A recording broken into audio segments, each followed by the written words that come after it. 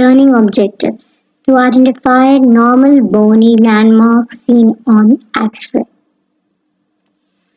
So starting with radiological anatomy. First of all, anatomy is the study of structure of organism and its parts.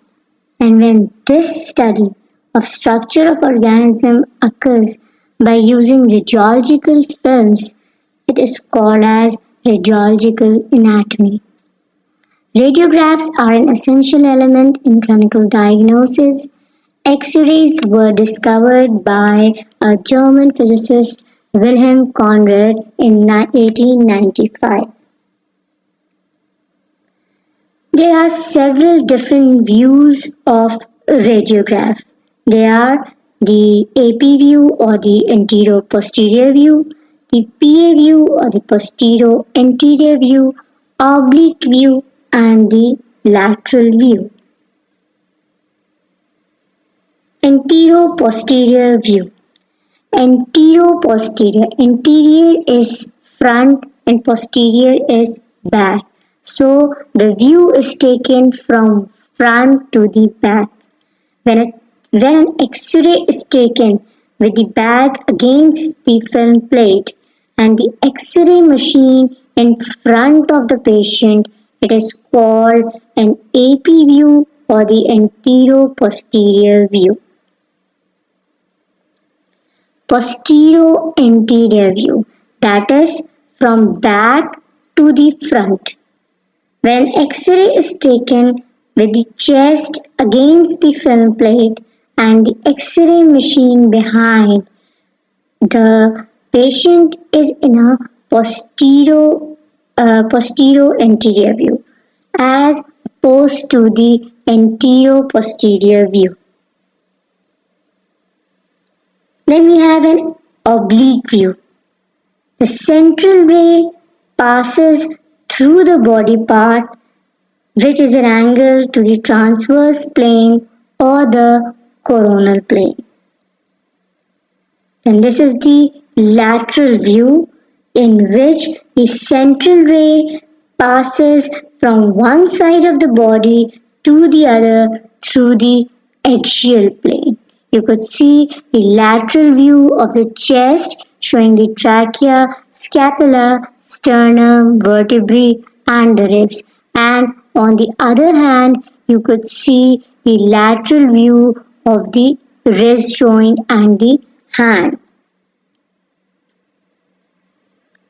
There are two types of radiographs, the plane radiograph and the contrast radiograph. So when we say it's a plane radiograph, we could say this is a plane radiograph, that is when a picture is obtained of internal structures by passing X-rays through them. It is a simple type of X-ray in which only the X-rays pass through them. Whereas in case of contrast radiograph, it is a method of studying organism using X-rays and the administration of a special dye called a contrast medium. So the contrast medium is injected in this procedure to visualize the structure or the organ. Radiographic appearance of the upper limb. This is the anterior-posterior radiograph of the shoulder joint. So first of all, you could see the humerus. Since it is a shoulder joint, so shoulder joint is formed between the humerus and the scapula. So first of all, you could see the head of the humerus, then the greater tuberosity and the surgical as well as the anatomical neck of the humerus. Then proceeding to the scapula, you could see the acromion process, the glenoid fossa, the coracoid process of the scapula. In addition to it, you could see the lateral border of the scapula since it's closest to the humerus, so it is the lateral border, and simultaneously you could see the medial border of the scapula. In addition to these two bones, you could also identify the clavicle and the first rib. So this is the AP view of the shoulder joint. This is the anteroposterior radiograph of the elbow joint. Since elbow joint is formed between the humerus, radius and the ulna. In the lower end of the humerus, you could first of all see the olecranon fossa. Then you could visualize the medial epicondyle, the radial fossa, and the lateral epicondyle. You can also appreciate the capitulum present on the humerus. Then we'll come to the radius. You can see the head of the radius, the neck of the radius, and the bicipital tuberosity. And in case of ulna, you could see the coronoid process of the ulna. This is the lateral radiograph of the elbow region.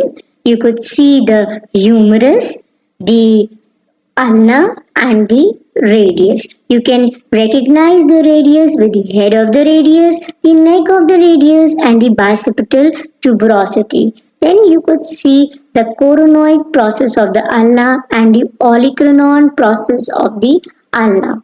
In humerus, you can see the lateral epicondyle of the humerus and the lateral supracondylar ridge of the humerus. This is the posterior-anterior radiograph of the wrist and the hand. Since it is the radiograph of a small boy, so you could see the bone of the carpal bones dispersed.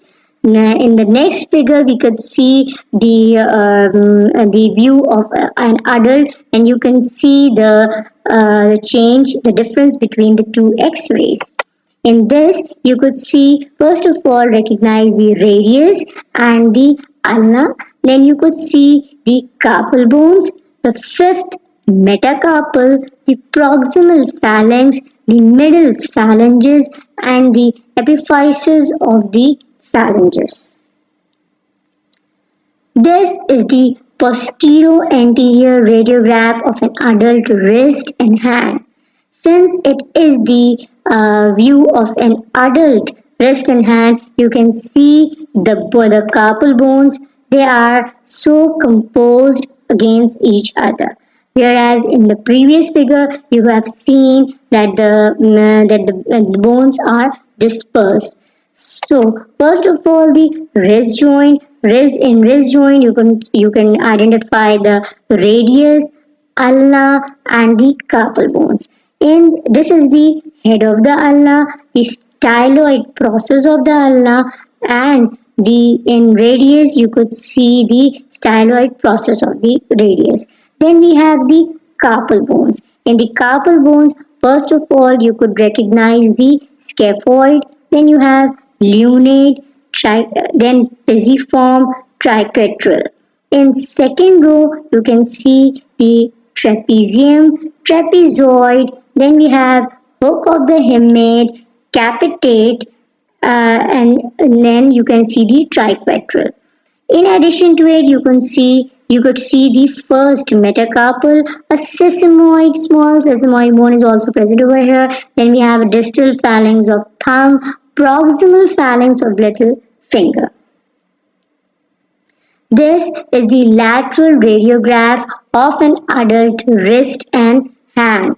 In this, you could first of all see the carpal bones, then you could see the metacarpal of thumb, the proximal phalanx, the distal phalanx of thumb.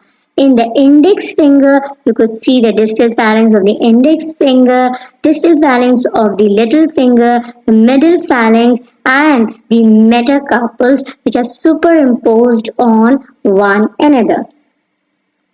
This is the posterior-anterior radiograph of the wrist with the forearm pronated. In this, you could see the radius and the ulna. Then you could see the carpal bones. Among the carpal bones, you could see the lunate.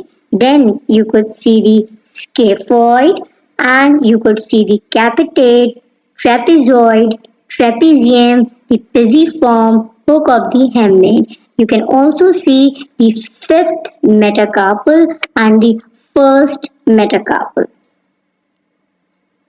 This is the lateral radiograph of an adult wrist and hand. In this, you could see the distal end of the radius, the scaphoid, lunate, pisiform, trapezium, fifth metacarpal, the distal phalanx of thumb, and the fifth metacarpal.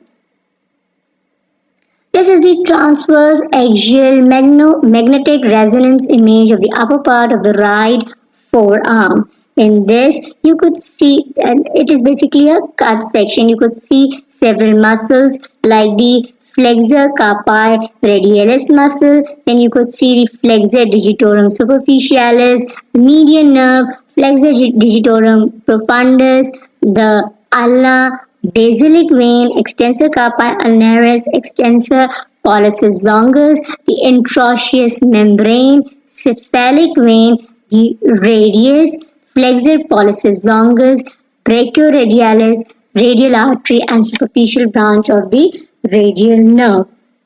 Thank you.